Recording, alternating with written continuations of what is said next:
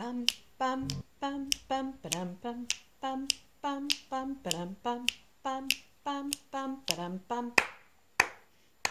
Mami Made! Heute macht die Mami das. Hallo und herzlich willkommen bei Mami Made. Ich bin die Sarah und hier auf dem Mami Made YouTube-Kanal gibt es jede Woche ein neues Tutorial aus den Bereichen Nähen und Do-It-Yourself. Sollte das etwas sein, woran ihr grundsätzlich Freude habt, dann abonniert doch hier unten den Kanal und aktiviert das kleine Glöckchen.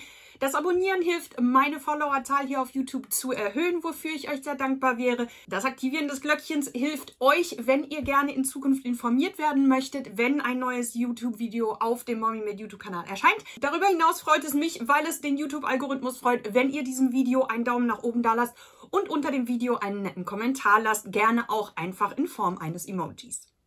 Heute nähen wir dieses schöne Sommerkleid, das super schnell und easy genäht ist und ihr braucht dafür tatsächlich wirklich nicht viel mehr als 1 Meter Stoff. Ich habe dafür maximal eine halbe Stunde gebraucht, je nachdem wie versiert ihr im Nähen seid oder ob ihr den Stoff schon einen Tag vorher zugeschnitten habt, ob ihr noch ein Bindeband dazu fertigt oder nicht.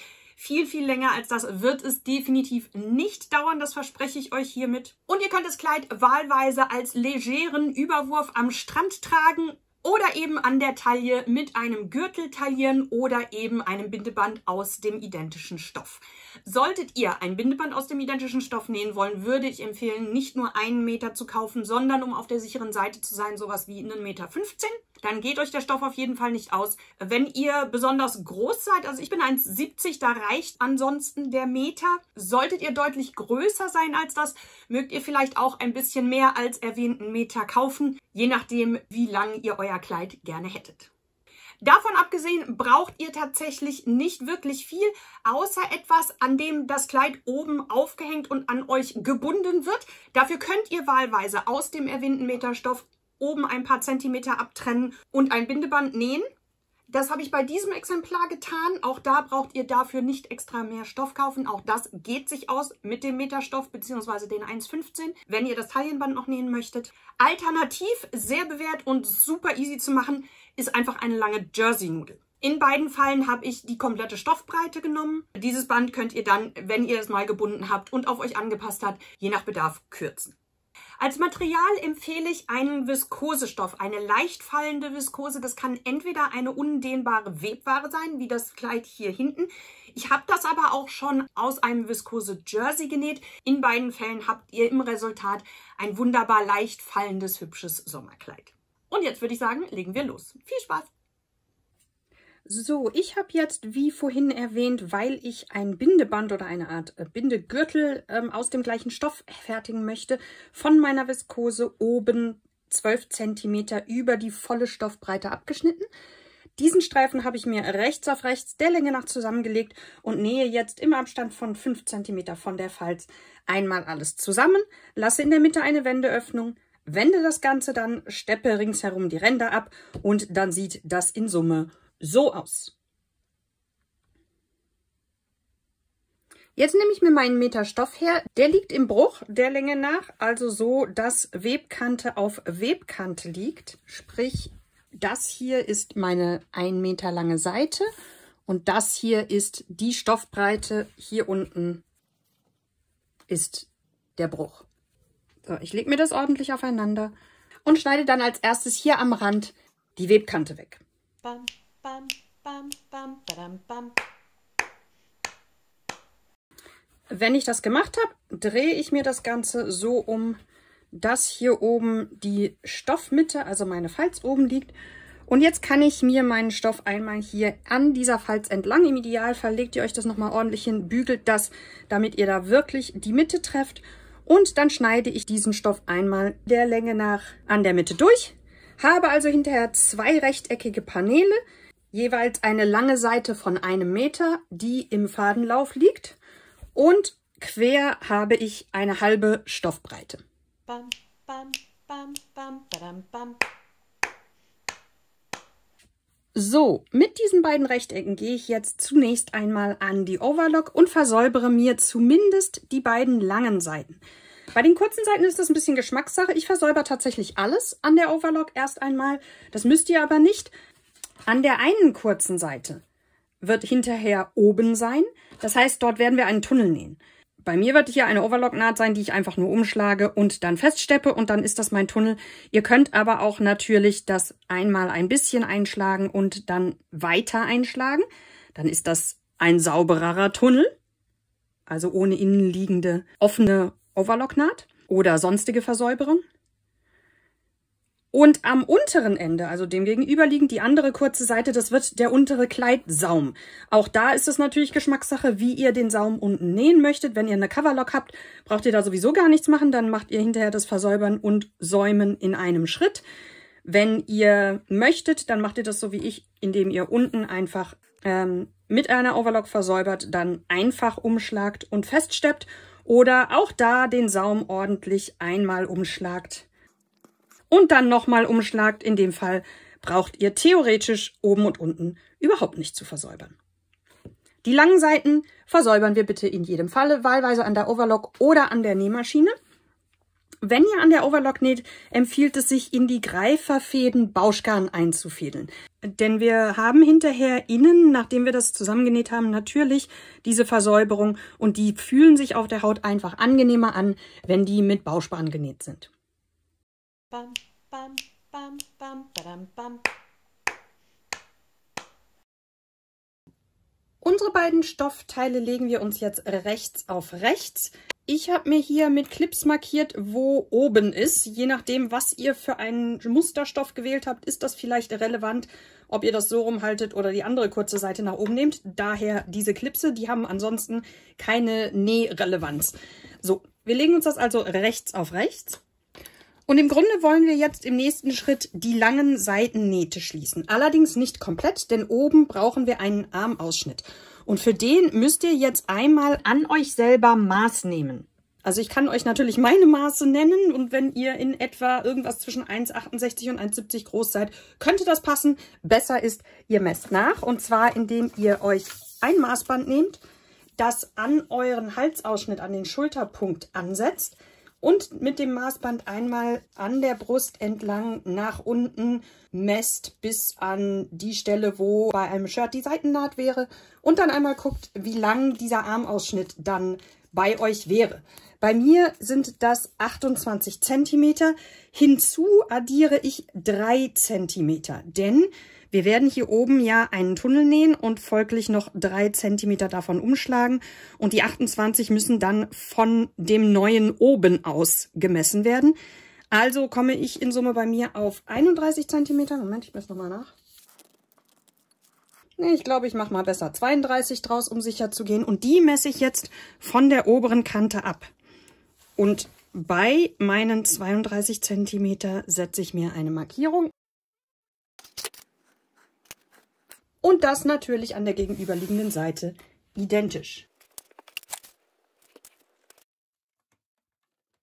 So, den Rest der Strecke, also der langen Seitennaht, steckt ihr ordentlich aneinander fest. Und dann nähen wir an der Nähmaschine mit einem einfachen Geradstich neben unserer Versäuberung. Also einfach ein paar Millimeter neben unserer Versäuberungsnaht, etwa 1 Zentimeter vom Rand entfernt, ist immer eine gute Richtlinie. Mit einem einfachen Geradstich alles bis nach unten zusammen, angefangen bei dieser Markierung. Verriegelt hier gut, damit das später nicht, das ist ja dann hinterher der Armausschnitt, dass das hier nicht auseinander geht. Und dann von da bis nach unten aneinander festnähen auf beiden Längsseiten. Bam, bam, bam, bam, badam, bam, bam. Bam, bam, badam, bam, bam, bam, bam, badam, bam. So sieht das jetzt aus. Hier oben, wie gesagt, die Markierungen, dass das mein oben ist. Hier sind die langen Seiten, der ursprüngliche Meter. Hier haben wir die Seitennaht zusammengenäht bis hierhin und hier ist es offen.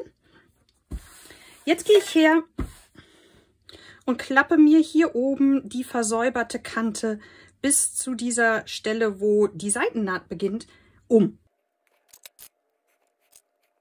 Das stecke ich mir einfach hier so fest. Auf beiden Seiten. Und jetzt nähe ich an der Nähmaschine einmal hier diesen Armausschnitt ordentlich um. Das heißt, ich habe mir das hier umgeschlagen und steppe das einmal mit einem einfachen Geradstich fest. Und zwar bis hier in dieses Dreieck. Da gehe ich einmal bis hier runter, einmal auf die Seitennaht drauf und dann auf der anderen Seite wieder zurück bis nach oben. Und das mache ich an beiden Armausschnitten. Bam, bam, bam, bam, badam, bam, bam, bam, bam, badam, bam, bam, bam, bam, badam, bam.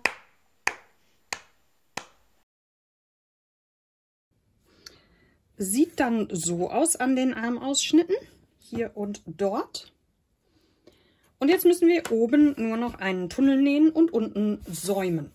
Für den Tunnel schlage ich mir tatsächlich, da ich hier oben mit einem Bauschgarn den Rand mit der Overlock versäubert habe, bin ich relativ faul und schlage mir hier einfach 3 cm um, stecke die so fest und steppe das ab im Abstand von etwa 2,5 cm. Die ordentliche Variante, so dass ihr im Innern keine offene Overlock-Naht habt oder wenn ihr gar nicht versäubert habt oben, wäre, dass ihr hier oben etwa einen halben Zentimeter bis 1 Zentimeter umschlagt, gerne drüber bügelt für eine scharfe Kante und dann nochmal umschlagt, sodass ihr hinterher in jedem Fall einen Tunnel von etwa 2 Zentimetern habt und das dann 2 Zentimeter vom Rand entfernt absteppt. Bei mir gibt es hier heute, wie gesagt, die Quick and Dirty Variante, bei der ich, wie gesagt, einfach 3 cm umschlage und dann an der Nähmaschine feststeppe. Ich mache das mit den 3 cm hier anhand der Markierungen auf der Schneidematte, die ich hier durch meinen Stoff durchsehen kann. Sollte das bei euch anders laufen, macht das bitte ordentlich mit einem Lineal oder einem Handmaß, damit der Abstand hier überall gleich ist. Beim Nähen des Tunnels möchte ich, dass hinten quasi die Naht ziemlich genau auf meiner Overlock-Naht oder knapp am Rand der Overlock-Naht landet. Bei meinem Stoff kann man glücklicherweise durchsehen, ansonsten könnt ihr das abmessen oder auch ertasten. Und dann legt ihr euch den Stoff so darunter, dass die Markierung eurer Nadel, also der mittlere Teil des Fußes, dass das genau dahin trifft, wo ihr das gerne hättet, nämlich auf die Overlock-Naht. Dann gucke ich, was das hier an der Stichplatte bedeutet und beim weiteren Nähen orientiere ich mich hier für die Stoffführung an der Stichplatte und taste hier auch immer die Overlock-Naht durch beim Nähen und gucke, dass das sich alles so platziert, wie es gehört. Die ordentlichen unter uns haben natürlich hier über die Kante drüber gebügelt und dann ist die deutlich ausgeprägter als bei mir jetzt und dann könnt ihr euch wirklich noch viel, viel besser an der Stichplatte orientieren. Ich habe mir das jetzt geschenkt.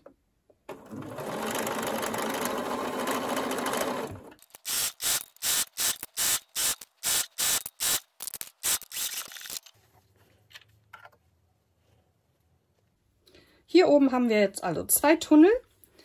Am unteren Ende des Kleides haben wir jetzt im Moment noch einen offenen Saum. Wen das nicht stört oder wer zum Beispiel einen Jersey benutzt hat, der kann das so lassen. Gerade wenn das vielleicht ein Bauschgarn mit Farbverlauf ist oder so, kann das sehr hübsch aussehen, das einfach so zu lassen. Oder bei einem Jersey tatsächlich unversäubert, weil der ja auch nicht ausfranst. Ich würde dieses Kleid jetzt aus meiner viskose Webware auf jeden Fall säumen. Und auch hier wähle ich in meinem Falle die einfachste der Varianten, die da lautet, ich schlage einfach hier unten 3 cm um. Habe dann innen zwar eine offen liegende Overlock-Naht, die aber mit Bauschgarn, das heißt, die kratzt nicht und gar nichts. Und das stört mich von der Optik nicht. Ich finde das gerade bei diesem Print okay.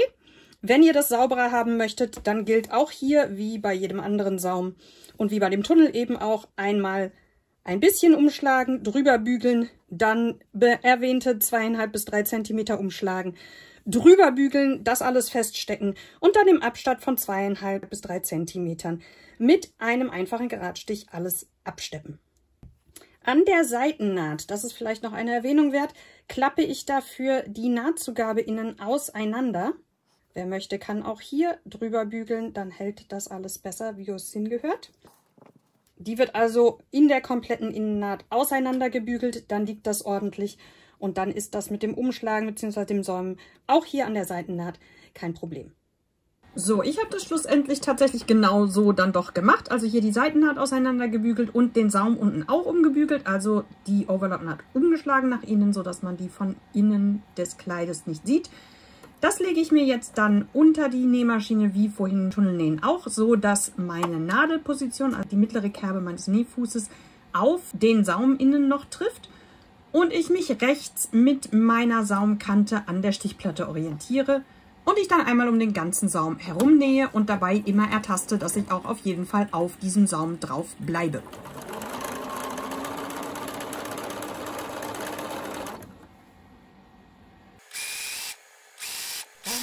bam, bam, bam, badam, bam, bam, bam, bam, badam, bam, bam, bam, badam, bam.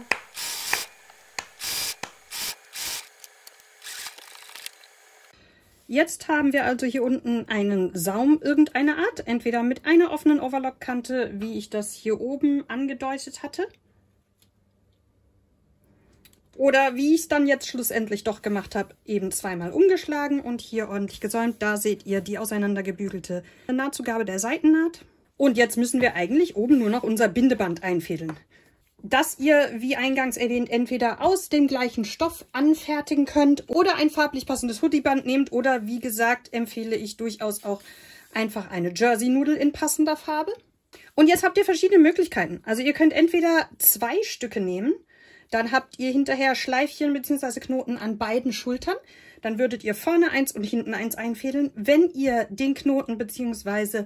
das Schleifchen nur auf eurer rechten Schulter haben wollt, dann müsstet ihr, das hier ist unser Vorderteil, auf dieser Seite anfangen mit dem Durchfädeln. Und wenn ihr hier auf der Vorderseite angekommen seid, den Rest durch das hintere durchfädeln. Und wenn ihr den Knoten auf eurer linken Schulter haben möchtet, dann eben umgekehrt. Dann fangt ihr, wenn das hier mit der Vorderseite vor euch liegt, auf der rechten Seite an, fädelt das durch, geht dann hier um die Kurve und in den anderen Tunnel rein. Und dann habt ihr hinterher das Schleifchen auf der Seite. In jedem Falle rafft ihr das ganze Vorder- und Rückenteil dann jeweils vorne und hinten zusammen. Und dann könnt ihr auch schon reinschlupfen. Und das Ganze dann wahlweise so tragen, wie es ist, oder noch mit einem Gürtel oder Taillenband versehen. Bam, bam, bam, bam, badam, bam, bam, bam, bam, badam, bam, bam, bam, bam, badam, bam. So, ich hatte dieses Exemplar tatsächlich gestern im Praxistest. Ich kann euch sagen, es hat 2,5 Stunden Standard- und Lateintanz-Session bestens gemeistert. Ich habe wundervolle Komplimente geerntet.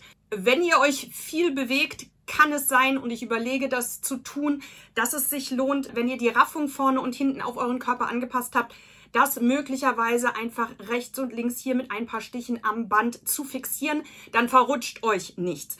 Ich hatte nicht das Gefühl, dass das viel passiert ist, aber nach diversen Drehungen hatte ich dann doch das Gefühl, vor allem hinten, durch Arme hoch etc., dass sich am Schulterblatt das manchmal verschoben hat.